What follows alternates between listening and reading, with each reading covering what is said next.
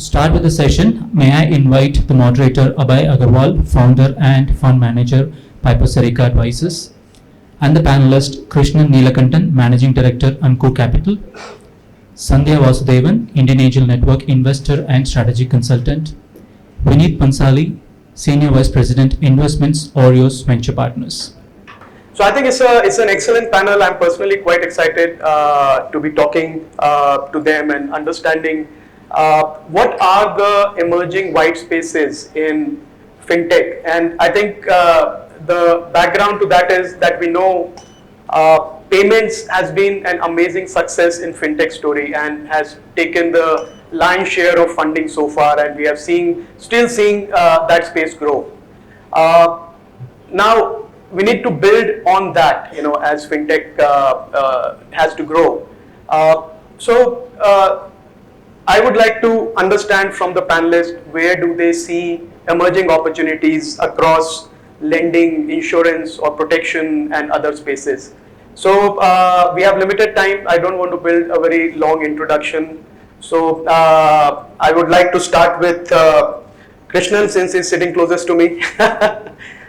So Krishnan, please, share your views as, with your long experience, where do you see opportunities emerge for founders and investors to look at? Sure. So first of all, I'd like to thank Nasscom and for inviting us onto this panel, and thanks Abhay for moderating this. I think where I would come from is really in the context of where we play as a fund. One of the key themes that we invest in as an early stage fund is on the opportunities that are opening up across large fragmented markets because of digitalization. And I think we had a comment in the first session which talked about how there have been a whole lot of fintechs that have come, built solutions, and many of them have built copycat solutions as well. But it doesn't necessarily mean that the underlying problems have been solved, right? So in that context, I would say that, I just touch on 4 areas that we are quite excited about as we look at the journey ahead. The first is just on the whole small and medium business financial access to financial services. And this spans not just lending as we often think about it, right? Today, we know that there's almost about $300 billion of untapped credit that the sector is still looking for, and there's a variety of reasons as to why on small entrepreneurs and these smaller businesses are not able to get that credit. And a lot of it has to do with just the lack of access to the right kind of data for underwriting. But in many cases, it's even more basic, where today a lot of the B2B supply chain or B2B commerce is not even being addressed by the best-in-class payment systems. So we had a long conversation hearing from Rahul about what's happening, but also what's not happening in this segment.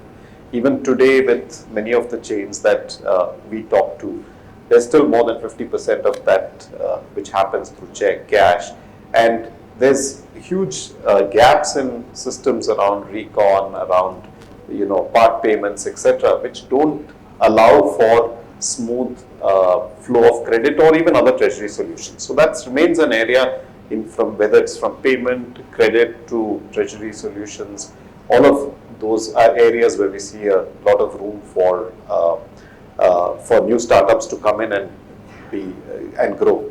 The second area I would say is on the area of insurtech, and again we know that particularly with non-life, India's insurance penetration is very low.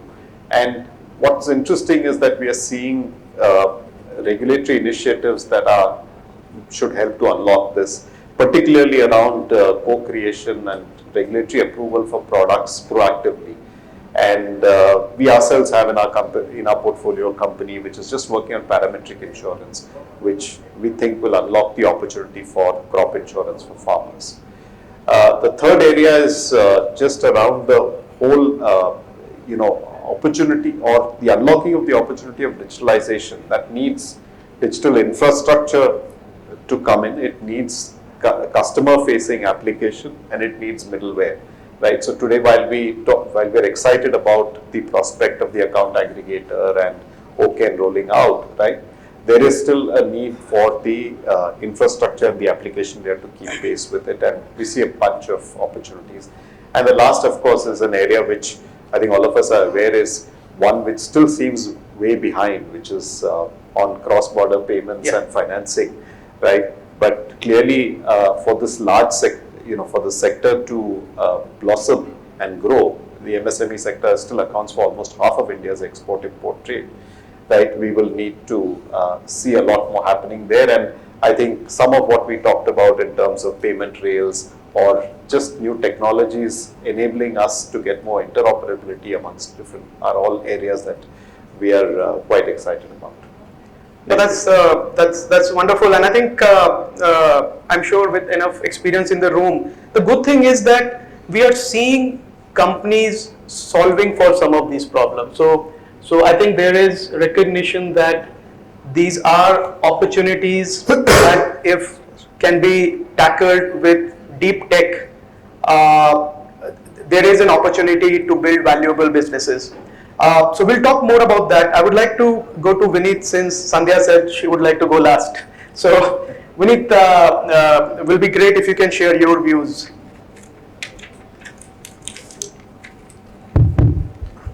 Thanks, folks. Thanks, Abhay, for asking the question. Thanks, Nasscom, for having us here. I represent Orios Venture Partners, right? We are a fund that we say invests in the India tech opportunity. And, I'd like to paraphrase, one of the greatest thinkers of our generation, right? Mark Andreessen. I don't know if you people have heard of him. If you haven't, then stop doing what you're doing and please, go find out who he is. He made this very sort of poignant quote many years ago, software is eating the world, right? I'm sure we've all heard of it. Well, I want to add to that in the context of where we are sitting today. I think in India, the startups that are not having a thought around fintech are going to be eaten by the world, right? And if I had to, continue down that path, there are only two real types of startups in India. Right? One is the ones that recognize they're a fintech and act like one, and the others are that will realize this in a few years. Right? And I don't just say that because it's a very nice thing to hear, right? I was going through our own portfolio over the last maybe year that we invested in, right? We did 2 in lending, 2 in wealth, 1 in insurance. We did 3 marketplaces, 1 in agri-tech, 1 in education. And I've got to tell you, I picked these out because every single one of them right now is working very hard to solve for some piece of fintech in their own models. Very true. Yeah. Right, an edtech company is trying to solve for how to do lending and how to do payments. The agri-tech company is trying to solve for supply chain financing. The marketplaces are, of course, solving for working capital and logistics. So there is no startup today that can say, hey, listen, you guys are the fintech guys, you do your work. Yes. And I am XYZ, I'll do my work, right? Now that's an overarching statement. But to answer your question in brief, there are a couple of very detailed white spaces today in fintech. We are seeing massive opportunities in the co-lending side. I think this is not even scratch the surface. Lending infrastructure, right, which includes SaaS in the backend, distribution, all of that. And more importantly, the biggest one that is unsolved today is InsurTech, right? And we were having this debate in our own, team a few days ago, where, we looked at how large is India's wealth market. Right, it's X lakh crores. And then we looked at how large is India's insurance market, right? That's double of that. However, when we went to Traction and looked at the data, the number of wealth startups are 4 times the number of InsurTech startups. Yes. Right, so you actually have a 1/8 ratio of InsurTech startups in India, massive opportunity, and it's up for the founders to grab. Yeah, I think that's very well said. I think in insurance, maybe my view is, and I think it's still up for discussion, is that it's a heavily regulated industry in India, and I think that is where the onus is on the regulators to create the appropriate sandboxes so that the insurtech companies and regulators can work together on some of these opportunities. And I think that's the segue for Sandhya to have her say on this topic. Thank you, Abhay. I'd like to thank Nasscom. And Nasscom has usually brought a lot of platforms together in the past. And in some ways, I'm a lucky recipient of that. So in my role as FinTech Chair for TAI, I work closely with Indian Angel Network. As a member of Indian Angel Network, I look at it as an investor. But I also am a mentor for a lot of the FinTech startups. So mine is not a systematic view of the landscape. Mine is what I have been able to gather in all these engagements. So what do I see? We have a lot of, I totally agree with Vinit. FinTech exists in almost every space. Financial activity exists, any commercial activity is there across every spectrum of life. So apart from your payment, the traditional payment, the lending, wealth management, neobanks, and the likes of it, I think the adjacencies are what really interests me. A couple of them. If you look at the National Mobility and Logistics Mission, and you just take one sliver of that conversation, in Mumbai, 12 million people travel up and down. And if you're able to do the payments specifically for a platform, because there's the mobility operating protocol which is coming in or has come in, I am not close enough to it. But what that means is the payment guys can unlock potential using the 12 million commuters on a daily basis. That unlocks even more commercial opportunity that comes there. That's very specific. Take that into logistics. We were trying to move very mundane item like charcoal from Kerala to the UK, and we found it was easier and cheaper to do it from Mumbai, not from Mangalore, which is closer to that. So what is the logistical opportunity that you can unlock financially for the exporter if you're looking at circular economy? Because there's going to be a whole range of possibilities which are out there. The government has put a stake in the ground for green, the green pillar which is there. We had a conversation with Mrs. Nirmala Sitharaman about 3-4 months ago. She was more gung-ho about green fintech, and I was trying to scramble around figuring out what does that definition encompass. Basically, it means anything that is associated with green. So your opportunity for fintech, wherever commercial activity is involved, fintech is there. If you can find opportunities to unlock issues, that's where it is. So apart from mobility, the second one which really interests me is the social sector. If you look at the social sector, for years we've been going after US aid. We've been going after international funding. India's got a lot of money. But what is the US, what are these companies doing? They are these NGOs doing? They're creating some value which they want to commercially sell. The link between the FPOs and the customer, which is what I think Krishnan was actually talking to us before we came into this meeting. The potential for linking the agri world, the fintech world is enormous. I came across a fantastic blockchain company which is doing just that, warehouse financing. And it is fantastic to see a consortium of lenders from the traditional banking and NBFC space coming together to work with a small startup. So actually, I think there's only one more sector which I want to touch on. The government has spoken about, again, the healthcare sector. What is the financial innovation that we're doing around that area? Because most people go bankrupt in that area, especially when you're a middle-income person. Is there a possibility for us to do something better for the people there? Whether it comes from the insurance world, whether it comes from any other way of solving that problem. The last one, how do we change the existing way we do financial, the entire capital market or your banking sector itself? I came across a startup which is looking at MSME lending using blockchain, but if they really go through, they will disrupt the way we do things. So, you have that part to make the change, and I'm very, very optimistic about it. No, that's wonderful. Thank you, Sandhya. And I think one thing that the broad theme I've picked up from the panel here is that fintech is everywhere. It's solving problems for the entire economy, and no part of the economy can be separated from fintechs. And a lot of companies that are not fintechs are dependent on fintechs to make them more efficient. And we're seeing this theme play out, in our portfolio also. For instance, we have one of our portfolio companies, Capsular, which is up for an award today, that is doing digital escrow accounts for B2B and B2C segment. And the reason to do that, the opportunity, because there's a large part of the Indian market that still works on post-dated checks. When people transact, whether it's a payment of token for real estate transactions or anything, buying and selling automobiles, to create that trust, you have post-dated check. But that doesn't need to be. You can create digital escrow accounts, which was very difficult earlier for people to go to a bank to do. But now Capsular is doing it as a B2C or B2B product much faster.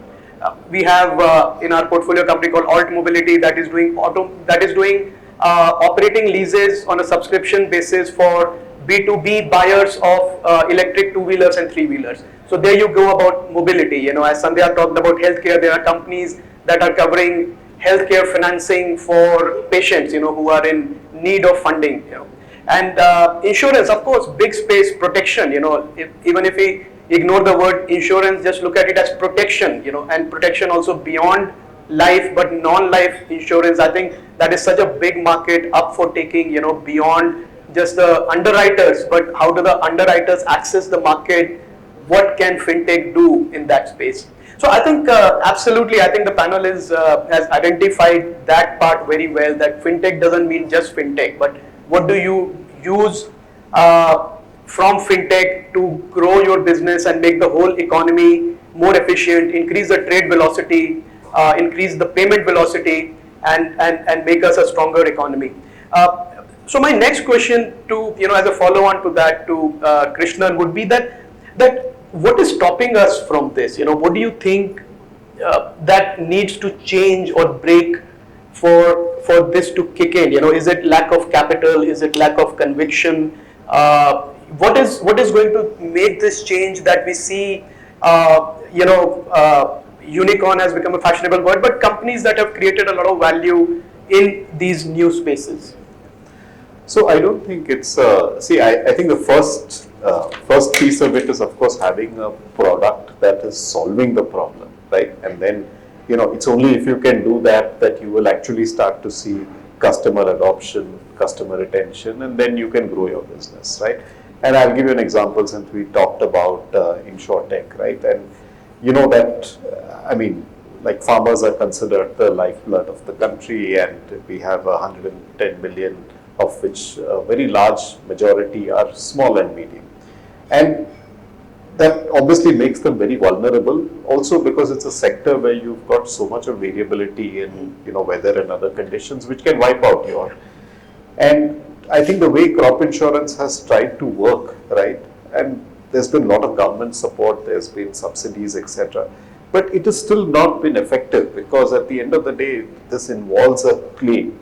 It involves, first of all, a coverage based on data points that may not necessarily be available to start with, right? Whether it is title, whether it is stream of income, etc. Similarly, when it comes to claim, right? Because you're trying to protect your income, your interest as an insurer, you need to verify a whole lot of things. The whole time period for that may be very long, and that is where parametric insurance comes in. And this is a startup that we are invested in called Ebisa.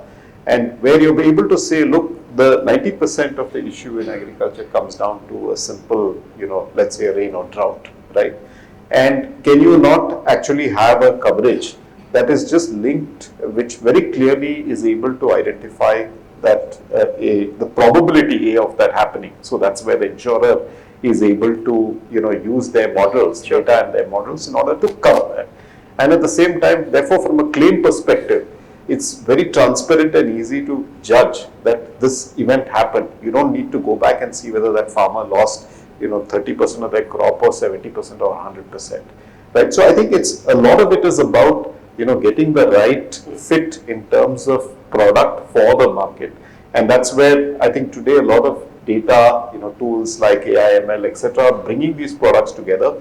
And when that combines with the regulatory environment that becomes more friendly, then I think the market can really open up. And that's what we are encouraged by, that today even in the insurtech domain, you're seeing a more enabling sort of thought process by the regulator. And so just an example of, how things can really open up. So that's a very positive feedback, your last statement, that you are seeing that change. You're seeing better understanding of the problem and a support from the ecosystem for these companies that are trying to do this. Yeah, absolutely. I mean, I think we are seeing it across different aspects now. At the same time, regulators have their own role. Sure. There are excesses that happen sometimes in the system, as with lending apps, etc. But I think there's a combination of, the right enabling environment. Vinit, what would you like to see more of? And I'm trying to now pull your experience in the US as you're running the company, and now in your role as a venture capitalist, bringing the two together. What would you like to see more of? With your permission, Abhay, I'd like to take this in a direction which is not Please. going towards the regulators, Yes. because I think I couldn't do a better job than Krishnan's already done. Sure. I have been a techie, right? I mean, I've run 3 startups, and at the age of 39, I got my first job, right? I had to call up my friends and be like, "Bhaiya, interview kaise dete hain?" Right? Because I knew how to take an interview, I didn't know how to give an interview. And one interesting thing happened. I was recently talking to one of the senior team members in a very fast-growing fintech, and I told them, "Isn't it amazing that these banks still run on systems based on COBOL?" Yeah. And they asked me, "What the hell is a COBOL?" Right? And I think that is an excellent indication of how far along we have come. Here is someone who's helping banks move into the 21st century, right? And they think COBOL is some archaic, language that existed when dinosaurs were still alive, right? And I think this tells you something very important, right? If you look at global ecosystems for startups, even in India, if you see, a lot of the massive growth, while there was a good initial push over the last 5 to 7 years in fintech, a lot of the massive growth in other ecosystems happened when these startups matured, and the people who helped build these startups, they may not have been the co-founders, they may have been the CXOs, they may have been the heads of the engineering teams. They go out there and they start building, right? The exponential growth happens at that point. And unfortunately, there is no way to shortcut this exponential growth, right? We may try putting in a lot of incentives, we may try creating more accelerators, but those accelerators and incubators and incentives will be sitting dormant if you don't have the people wanting to be founders coming into them. Yes. Right? And while there is an initial generation doing it, the next generation are the people who are working in your fintech startups today. Get them to have a sense of ownership. Make it a badge of pride for yourself and your founding team if 3 people at some point from your team go out to build 3 fintech startups. Right? Empower them. Sure, you'll have to replace them, because they've gone and become founders, but empower them. And that has been very valuable in so many ecosystems. If you see India's massive growth in payments, you see India's massive growth in marketplaces, it's all because of this. Yeah. That's my 2 cents. No, I think that's fantastic what you said, and I think we are seeing the early stages of that happening as companies are becoming bigger. You're seeing CFOs and leadership people leaving and finding other opportunities and then building it, because they know how, they have seen the skill, they have seen it build up, so they have that experience of building the team, accessing capital and building a product that the market wants. So I think that's a very powerful statement, and I personally hope that we see more and more of that, because that's a good way for cross-pollination of experience and ideas. Sandhya, I'll come to you, and you. And we were discussing earlier the role of not only white spaces but the role of new technologies. That is something that maybe not much is discussed. So we discuss AI ML, we discuss how fintechs should use more of technologies to drive costs down, improve their product. But I would like to share hear your views on at a global level what you're seeing from India in terms of new technology coming out. A couple of things. Before I was leaving Deutsche, one of the areas of interest for me was the quantum computing space. And I found it was in 2018 when we had been tracking all of that. We had a complete calendar of where there was a conference in any part of the world. So what that did for me was, hey, this is happening here, this is what we're looking at, these are the trends. What are the regulators saying about quantum computing? And therefore, where is the banking sector moving? And that was, what, quite a few years ago. 2018 is a long time back in terms of technology. A couple of, I think a month or so back, we had somebody who's an aggregator of blockchains talking to us. He's working with some of the banks in Europe, along with the regulators, to see can you have an Uber, aggregator of blockchain type activity. And that could be for any reason. It could be for cyber, cryptocurrency. It could be for smart contracts. It could be for something else. Multiple, and he's got IP associated with it. Very, very interesting. If I look at another one, which is, blockchain is one of my areas of interest, so I'll have a whole range of examples there. But if I then look at it in terms of, we were looking at the database of the World IP Office. Bulk of European IP filed last year was in quantum computing. If you take the IP filed in the last couple of years for artificial intelligence, it's from the US and China. No surprises. How many of you work with open source? Hands up? I see a few hands going up. There were very few hands. I can see it from here, maybe 10%. Okay. Which is great. But are you aware that you may think you're not working on something unique, but the reality is somebody has got an IP sitting out there and you haven't checked for it. That's a serious risk which is out there. So last week we had actually the CTO from the IFSCA hosted by Kedem, and you're going to probably hear from Sanjeev later on. One of the things I shared back with him is they should have a check in their sandbox. If you are a startup, please check whether your solution already has an IP out there. If not, is your solution close to any IP which is sitting out there? Because one of the unexpected consequences could be somebody would say, oh, you're a unicorn. Part of that belongs to me because you have worked on my IP or close to my IP. I have a right. And that's a potential risk. If you saw the article that came out sometime earlier this week in WSJ, AI is going to be a serious threat in this area. So the opportunity is huge. So please register IP. Don't ask me why I seem to have this interest, but maybe it was my Thomson Reuters days when I got interested in that. Please register IP. Don't think of it as a headache to deal with. It is a potential for value creation. It's a potential to defend your space. And it's a potential to kind of make sure that you can grow exponentially. So think about that as a significant area. Whatever technologies you use, please check those aspects out. Yeah, thank you, Sandhya, so much for that. It is a scary thought, and I think that's food for thought for all founders who are building something to be very cognizant. They're not, the owners of the IP will ignore them for a long time till they scale up, but that's something that you need to be cognizant of. We have very limited time. My last question to Vinit. We have discussed a lot about opportunities in India for fintech, but how far away, or do you think it's even fair to expect that we will see Indian fintech companies solely coming up catering to the international markets? You think that is an opportunity space, or we are too early to discuss that? There are enough problems to be solved locally. There are enough problems to be solved locally, sure, right? But that's not how founders think. Founders have a passion and they go after a problem that they acutely feel. What's happening already? India has today 600,000 developers of a high technical caliber. Now, they are not all working on Indian problems. They are not all dealing with Indian problems. They are today dealing with problems that their global peers are dealing with.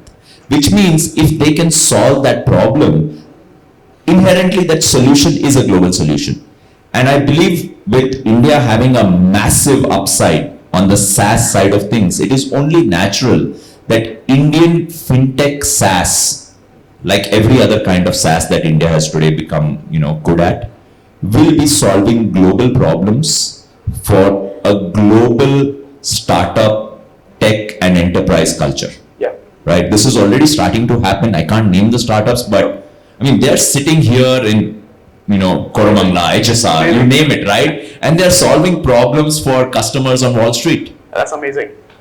And they are making money doing it.